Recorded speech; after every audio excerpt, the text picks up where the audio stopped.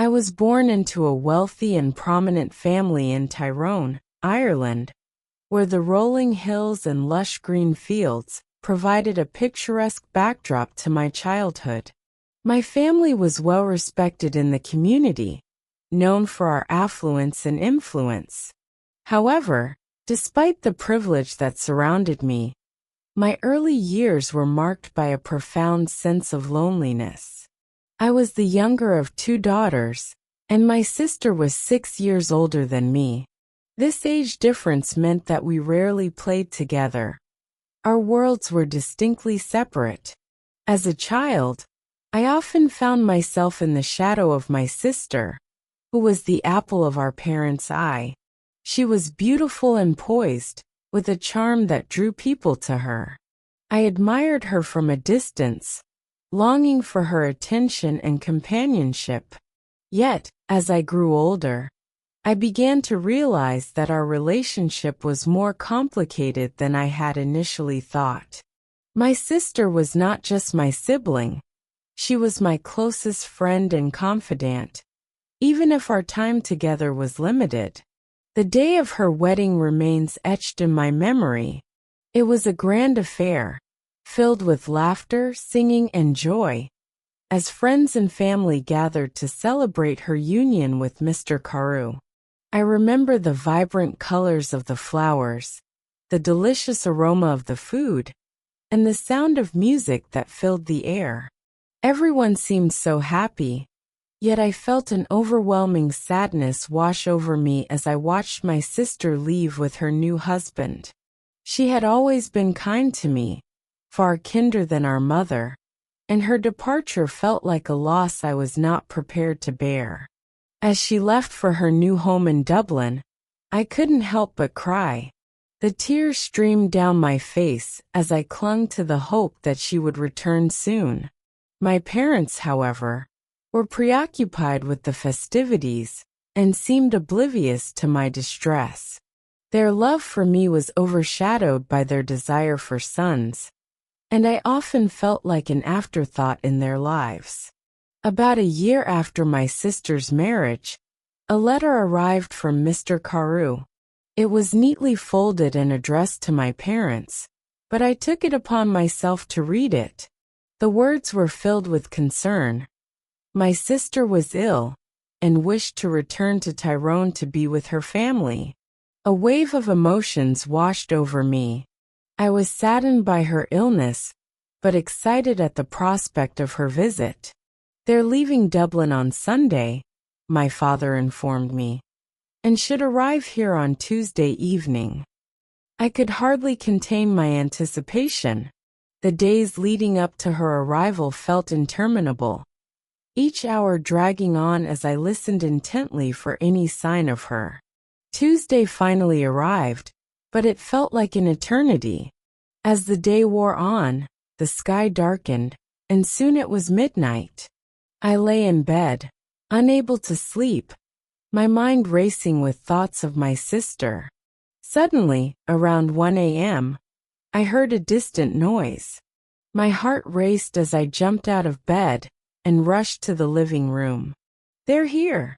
They're here!" I called to my father, my voice filled with excitement.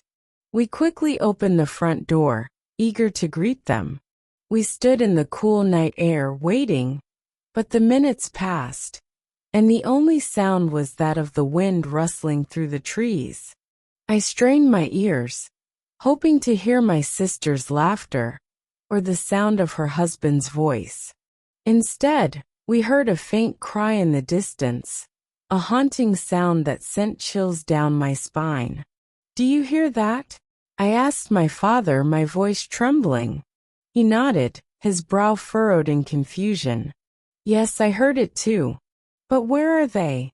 We stepped outside, our hearts heavy with worry, hoping to help my sister with her bags. But as we looked around, we saw nothing. No lights, no figures, just the darkness of the night enveloping us. Panic began to set in.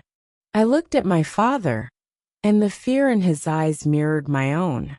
We returned inside without a word, the silence between us thick with dread. The next day, a man arrived at our doorstep with devastating news. My sister had died. She had fallen ill on Sunday, her condition worsening on Monday, and she passed away at the very moment we were outside, waiting for her. The realization hit me like a physical blow. I had waited for her, hoping to embrace her, only to find that she would never return. That night marked the beginning of a darkness that would envelop my life for the next 2 years. I was consumed by grief, feeling as though I had stopped living. I withdrew from everyone and everything, unable to find joy in the world around me. My parents, who had never shown me much affection, seemed even more distant after my sister's death. They were preoccupied with their own sorrow, and I felt invisible in my own home. Mr. Karu soon remarried, and I felt a surge of anger at his ability to move on so quickly. How could he forget my sister?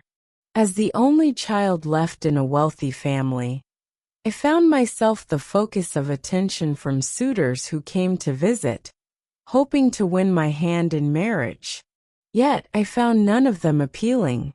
I believed I was too young for such commitments, and the thought of marrying someone I didn't love was unbearable. When I turned 16, my mother decided it was time to take me to Dublin. "It's a big city," she said, her eyes gleaming with excitement. "We'll meet richer and more interesting men than the ones back home in Tyrone.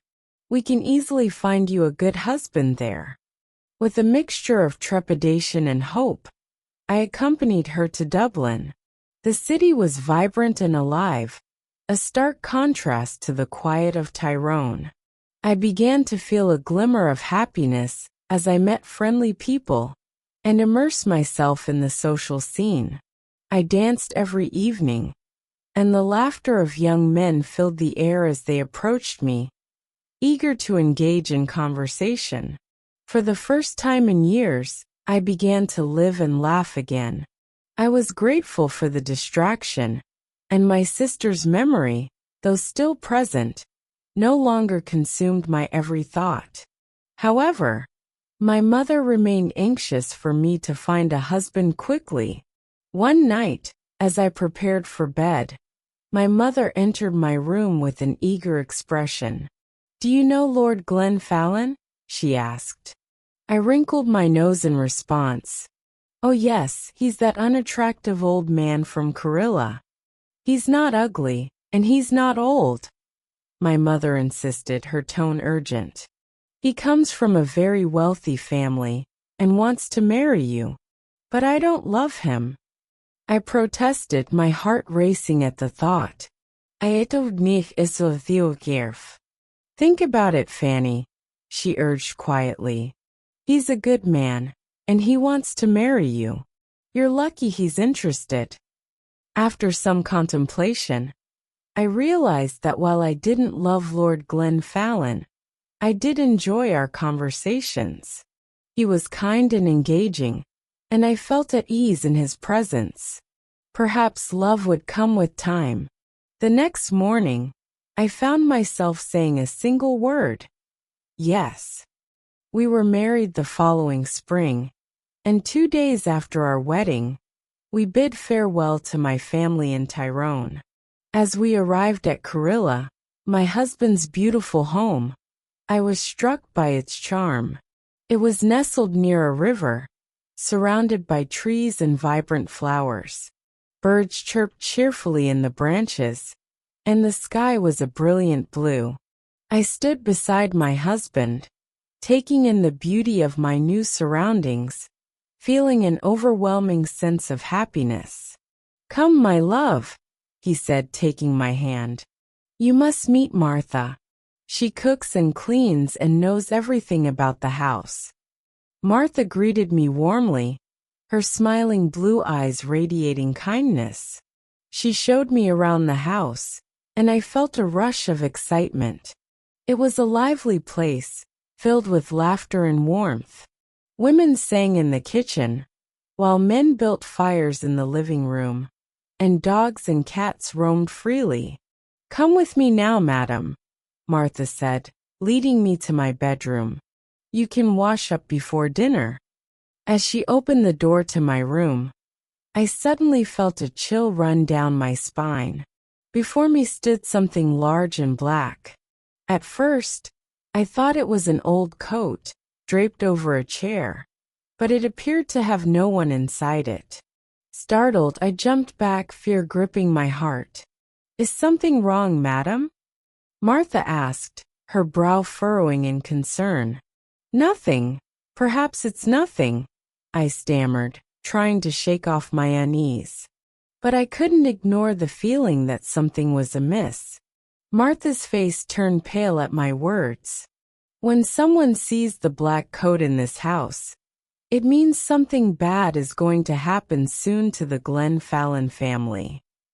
I felt a knot tighten in my stomach. She recounted how she had seen the black coat as a child, just before old Lord Glenn Fallon died. "Something bad is going to happen now, madam," she warned, her voice trembling with fear.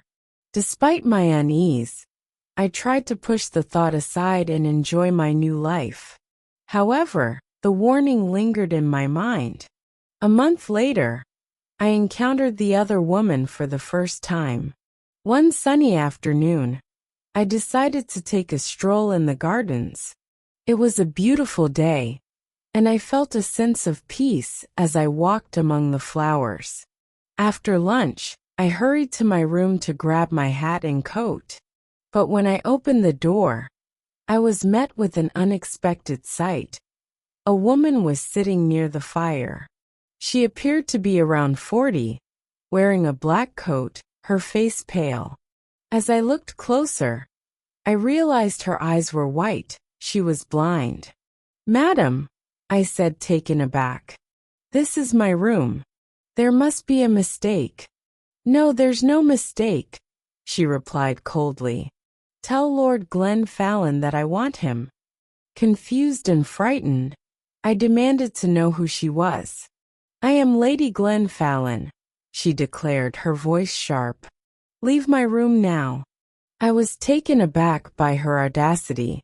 "Lady Glenn Fallon? You are not," I protested, but she struck me hard across the face.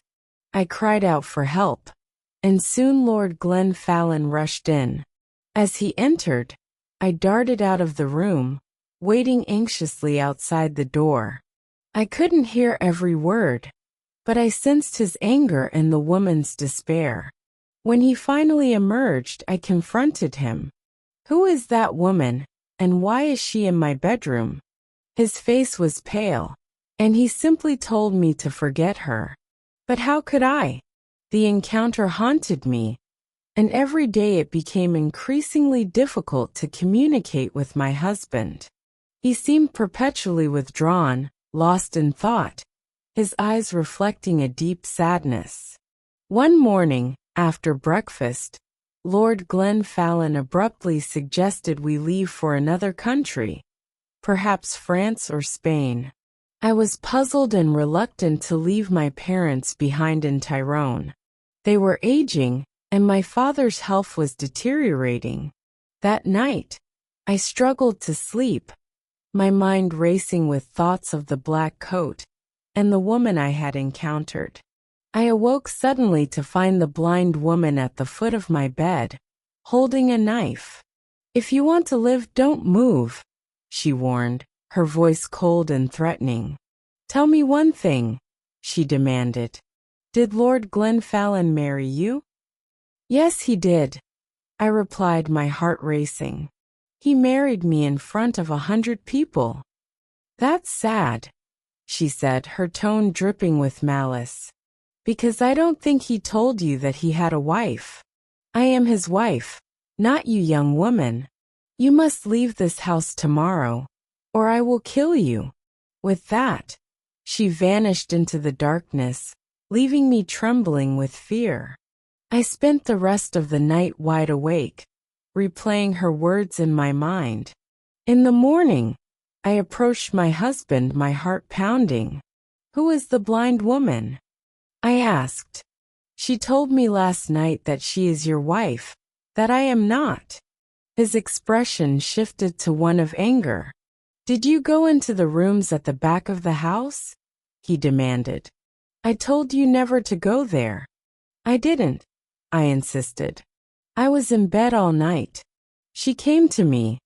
"Forget her," he snapped, his face pale with fear.